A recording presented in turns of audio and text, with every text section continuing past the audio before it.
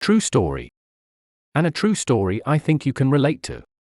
As I was going back and watching clips from Hakuoki, I noticed something I totally dismissed. That is the emotional impact of a certain moment in the series and how sad it truly was. I wanted to make a video regarding this moment and create an open discussion with fans of the series. What do you think is the most emotional moment in Hakuoki? For me it would have to be during Hakuoki Movie 2, Shiikun Suukyuo, when Hajime and Hesuke are in Izo fighting off the Fury Core and Hesuke gets struck by a sword and a wound forms on the side of his stomach.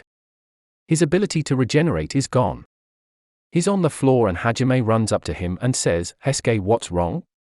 And Hesuke responds, "I guess I'm at the limit of my fury power. My injuries, they are just not closing this time." Hajime responds by saying, "Hesuke." Hesuke then responds by saying, "Hey, come on. Told you the Forerunner teacher got one." Hesuke then proceeds to fall into Hajime's lap and slowly fades away. This moment already has a lot of sadness in it because Hesuke is the youngest member out of the Shinsengumi and him having to die in such a tragic way is unfortunate.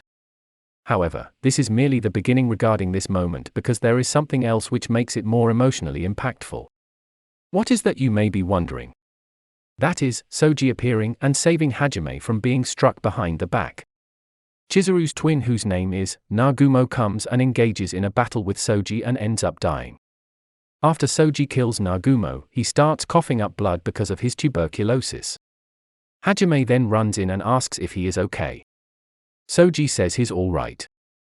Hajime smiles because he knows Soji is fighting his illness with all he's got.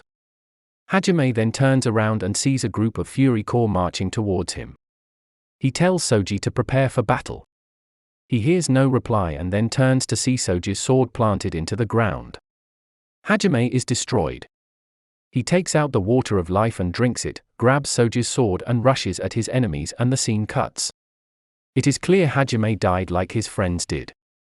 I think the main reason why I consider this to be the most emotional scene is because if Hesuke he had lived a little bit longer, he would have been able to see Soji, and if Soji came a little bit earlier, he would have been able to see Hesuke before he died.